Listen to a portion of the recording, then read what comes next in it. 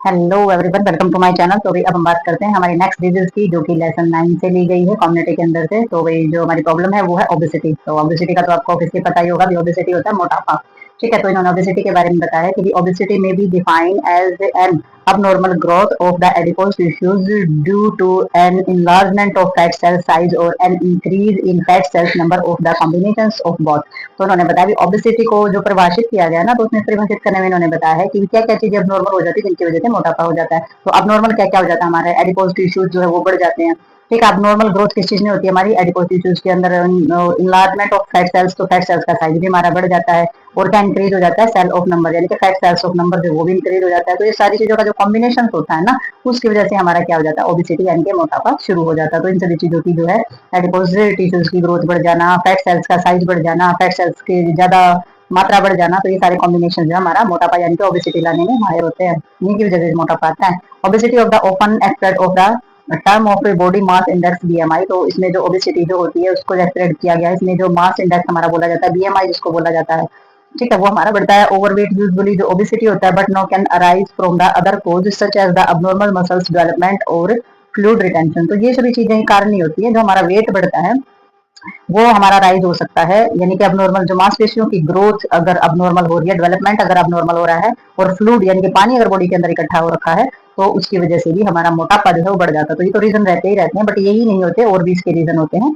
मोटापा बढ़ने के, ओबेसिटी बढ़ने के। तो आगे देखते हैं इसमें हम।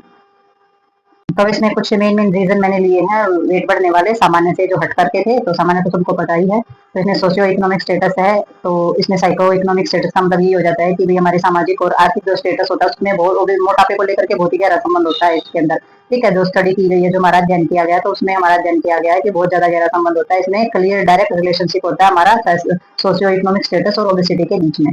ठीक है, तो इसमें हमारा सीधा संबंध होता है। सबसे पहले हम सीधे संबंध में क्या देखते हैं, ईटिंग हैबिट्स हो जाती है। ईटिंग हैबिट्स भी हमारी क्या करते हैं, खाने की जो आदतें होती हैं हमारी, बिटवीन मील्स भी खाना हम जो खाते हैं, कब खाते हैं, कैसे खाते हैं, प्रेफरेंस से भाई मीठा खाते हैं, रिफाइंड फूड खा रहे हैं, फैट्स ले रहे हैं बहुत ज्यादा मात्रा में, establish very early in life. ठीक है, तो उसमें बहुत ही जल्दी कम उम्र में मोटापा आना स्टार्ट हो जाता है। कंपोजिशन जो है हमारी डाइट के वो भी देखी जाती है, और प्रोडक्टिविटी भी देखी जाती है हमारे खाने की, और जो हम खाना खा रहे हैं उसका अमाउंट, एनर्जी ड्राइव वगैरह वो भी सारी की सारी रिलेट की जाती है। रेडियोलॉजी ओके ओबेसिटी, तो भी मोटापा जो आता है उनमें सारी चीजें देखी जाती है, हमारा खाना जो उसमें एनर्जी कितनी है और उसके अंदर प्रोडक्टिविटी कितनी है, न्यूट्रिशन लेस कितना है, तो सारी की सारी चीजें हमारे इसके अंदर देखी जाती है। नाउ डेज जो टेलीविजन में जो प्रिंट मीडिया है, जो हमारा प्रिंट करती है मीडिया छाप करके, या टेलीविजन के अंदर जो एड्स वगैरह प्ले की जाती है, जो इम्पोर्टेंट रिड्यूस करते हैं obesity heavy of the Edward, ये हमारी जो एडवर्टाइजमेंट नहीं दिखाई जाती है, एड जो दिखाई जाती है, एड बोल देते हैं जिनको, तो ये हमारे फास्ट फूड की सारी चीजों की एडवर्टाइजमेंट जो हमारे करते हैं,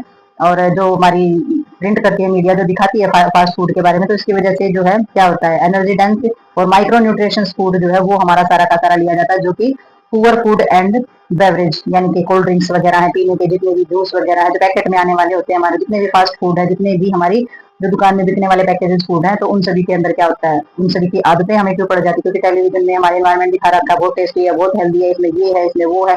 ठीक है, तो ये सारी की सारी चीजें जो एडवर्टाइजमेंट के दौरान जो दिखाई जाती है, इनकी वजह से भी हमारी सारा का सारा ओबेसिटी बढ़ने का कारण बनता है, जबकि ये न्यूट्रिशन लेस होते हैं, जो कि जिनमें जो पैकेजेस फूड हमारे होते हैं वो। साइकोलॉजिकल फैक्टर हमारे कौन से आ जाते हैं, साइकोलॉजिकल फैक्टर के अंदर आ जाते हैं हमारे इमोशंस डिस्टर्बेंस, हमारी भावनात्मक तौर पर जो हमारी गड़बड़ी हो जाती है उसके कारण। तो डीप इन्वॉल्वमेंट इसमें एटियोलॉजीज के अंदर हमारा मोटापा जो बढ़ जाता है, जो ज्यादा स्ट्रेस लेते हैं उनका वजन ज्यादा बढ़ जाता है। तो ओवर ईटिंग में भी, और जरूरत से ज्यादा जब हम खाना खाते हैं, तो जरूरत से ज्यादा खाना खाने से, या फिर डिप्रेशन, एंजाइटी, फ्रस्ट्रेशन, और जो लोनलीनेस, अकेलापन जो होता है चाइल्डहुड इन एडल्ट लाइफ, बचपन में या फिर जवानी की उम्र में, ये सारी की सारी प्रॉब्लम होती है, तो ये भी मोटापे को बढ़ाने का काम करती है। और फैमिली टेंडेंसी के अंदर हम देखते हैं कि वही जो ओबेसिटी होती है, frequent run of the family obsess parents और फ्रीक्वेंटली हैविंग ऑब्सेस चाइल्ड। तो हम देखते हैं कि माता पिता का अगर वजन ज्यादा है, मोटे ज्यादा है, तो बच्चे भी ज्यादा मोटे हैं, but this is not necessary, पर ये जरूरी नहीं है कि इस तरीके से एक्सप्लेन किया जाए। ये slowly by the influence of genes की, जीन्स की वजह से होता है कि माँ बाप मोटे हैं तो बच्चे भी मोटे होंगे, तो जीन्स की वजह से नहीं होता है, ये हमारे खाने पीने की हैबिटों की वजह से होता है कि पेरेंट्स जो खाने पीने की खुद की हैबिट है, जो चीजें वो खुद खाने पीने में डेली रूटीन में ले रहे, वही अपने बच्चे को भी खिलाते, तो इस वजह से वो मोटापा आ सकता है। तो नेसेसरी नहीं है कि जीन्स की वजह से वो मोटापा हो। ठीक है, तो इसमें हमारे एंडोक्राइन फैक्टर की वजह से जो एंडोक्राइन जो हमारे ग्लैंड्स होते हैं और सिक्रेशंस करते हैं, तो इसमें जो केसेस होते हैं कुछ सिंड्रोम्स हो सकते हैं, ग्रोथ ऑफ हार्मोन डेफिशिएंसी। ठीक है, तो हार्मोन्स की जो है ग्रोथ हार्मोन जो होते हैं उनकी अगर कमी हो जाती है तो उनकी वजह से भी हमारे इस तरीके के सिंड्रोम होने स्टार्ट हो जाते हैं, जो कि कुशिंग सिंड्रोम्स बोले जाते हैं। ठीक है, अल्कोहल में क्या बताया गया, ये रिसेंट रिव्यू स्टडी जो हमारी की गई है उसमें रिलेशनशिप बताया है, अल्कोहल जो कंज्यूम करते हैं और कंपोनेंट्स ऑफ द एडिपोसिटी फैट और अल्कोहल कंज्यूम करते हैं तो जनरली इसमें जो पॉजिटिव मैन के अंदर जो पॉजिटिव चीजें उससे आती हैं और वुमेन के अंदर नेगेटिव फैक्टर्स देखे गए हैं। अल्कोहल और फैट को कंज्यूम करने में जो है, जो मैन अगर उसको लेता है तो उसके अंदर पॉजिटिव होता है उसका असर, और जो औरत होती है उसके अंदर नेगेटिव देखा गया है। ठीक है, स्टडी के दौरान देखा गया है ये। तो इसमें जो एजुकेशन है, एजुकेशन में मोस्ट जो हमारी सोसाइटीज हैं वो हमारी इस मोटापे की चीजों से लेकर इनमें जो रिलेशनशिप है ना उनके बीच में, एजुकेशनल लेवल के बीच में प्रिविलेंस जो किया गया ओवरवेट को लेकर के वो अगेंस्ट ही है, यानी कि अलग अलग धारणाएं इनकी रहती हैं एजुकेशन लेवल की और प्रिविलेंस ऑफ ओवरवेट को लेकर के। अब स्मोकिंग में देखते हैं, स्मोकिंग में जो हमारी रिपोर्ट जो आई है, जो तंबाकू यूज करने वाले हैं उनका जो बॉडी वेट जो होता है वो हमारा कम होता है, ये 100 साल पहले की स्टडी में हमें पता चल गया था। बट डिटेल स्टडी जो हमारी अब रिपोर्ट आई है ना, डिटेल स्टडी में ड्यूरिंग 10 साल पहले की जैसे लगा सकते हैं, तो उसमें पॉपुलेशन में जो स्मोकर लोग होते हैं उनका वेट जो है, स्मोकिंग करने वाले लोगों का वेट जो है बिना स्मोकिंग करने वाले लोगों से या जिसने स्मोकिंग छोड़ दी है तो उनसे कम पाया गया, जिसने स्मोकिंग छोड़ दी है उसका वेट थोड़ा सा कम पाया गया स्मोक करने वालों की बजाय। ठीक है, और जो बिल्कुल ही स्मोक नहीं करते हैं तो उनका वेट जो बीच का पाया गया है, ना कम और ना ज्यादा। ठीक है, तो ये हमारे स्मोकिंग की वजह से होने वाला वेट पर, ओबेसिटी पर पड़ने वाला प्रभाव होता है, इफेक्ट्स होते हैं हमारी बॉडी के ऊपर। ठीक है, तो नेक्स्ट देखते हैं इसके अंदर हम। तो वही इसमें जो प्रिवेंशन एंड कंट्रोल के अंदर जो दिया गया है, तो वही prevention of obesity should begin in the early childhood. तो वही प्रिवेंशन जो रोकथाम होती है ना मोटापे की, वो बचपन से ही की जानी चाहिए। ठीक है, तो बचपन से ही आपको कोशिश करनी चाहिए कि बच्चों को किस तरीके की डाइट देनी है, किस तरीके का शेड्यूल बनाना है ताकि मोटापा ना बढ़े। तो ओबेसिटी जो है वो बहुत ही harder treat in the adult than of the children. तो ओबेसिटी जो है, जो जवान होते हैं वयस्क जो होते हैं उनमें बहुत ही ज्यादा मुश्किल हो जाता है उसको ट्रीट करना बच्चे की बजाय, जो बड़े हो जाते हैं उनके अंदर मोटापे को कम करना बहुत ज्यादा मुश्किल हो जाता है। Control of the obesity centre around weight reduce. तो वही इसमें जो कंट्रोल ओबेसिटी यानी कि मोटापे को कंट्रोल करने की जो चीजें हैं वो हमारे वेट को कम करने से रिलेटेड होती हैं। ये मोटापा कम करना यानी कि वेट को कम करेंगे तो मोटापा भी हमारा कम होगा।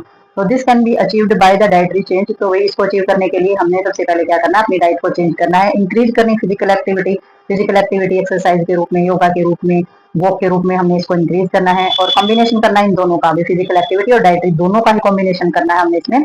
तो इसमें जो डाइटरी चेंज में आ जाता है, फॉलोइंग डाइटरी प्रिंसिपल्स जो है, यानी कि जो सिद्धांत बनाए गए हमारे डाइट लेने के, दोनों ही जो है वो प्रिवेंशन रोकथाम भी करेंगे और उपचार भी करेंगे। तो उपचार के लिए रोकथाम के लिए हमने सारे के सारे डाइटरी प्रिंसिपल्स को निभाना बहुत ज्यादा जरूरी होता है। और जो कि proportions of the energy dense food such a simple carbohydrates. तो हमने जो एनर्जी देने वाला जो हमारा खाना होता है, सिंपल कार्बोहाइड्रेट्स है, फैट है, मतलब कि बहुत ज्यादा मात्रा में जो सिंपल मीठा खाते हैं हम या फिर फैट की जो चीजें खाते हैं वो सारे हमने रिड्यूस करने छोड़ देने हैं। और कार्बोहाइड्रेट्स और फैट का खाना छोड़ करके हमने फाइबर कंटेंट जो है वो डाइट में शामिल करना चाहिए, जो कि इंक्रीज करेगा through the consumption of the common unfried foods. ठीक है, तो हमने क्या करना है, हमने इंक्रीज करना है डाइट के अंदर फाइबर वाला फूड, और जो हम कॉमन अनफ्राइड जो फूड होता है वो हमने लेना है, और जो स्टैटिक लेवल होता है यानी कि तला भुना ये चीजें छोड़नी है, कार्बोहाइड्रेट छोड़ने हैं, फैट छोड़ना है, और हमने लेना है सिर्फ फाइबर वाला फूड। तो इसमें जो हमारी बताई गई है किस टाइम कितना कैसे कितनी चीजें लेनी है वो सारी की सारी हमने डाइट चार्ट के हिसाब से लेनी चाहिए। और इसके लिए हमने जो हमारा जो डाइटिशियन होता है उसकी सलाह जरूर लेनी चाहिए, क्योंकि बॉडी में कुछ और तरीके की अगर प्रॉब्लम है आपके तो वो इंक्रीज हो सकती है इससे। तो इसलिए डाइटिशियन की सलाह के बगैर आपको इन चीजों पर काम नहीं करना चाहिए। तो आगे देखते हैं इसमें हम।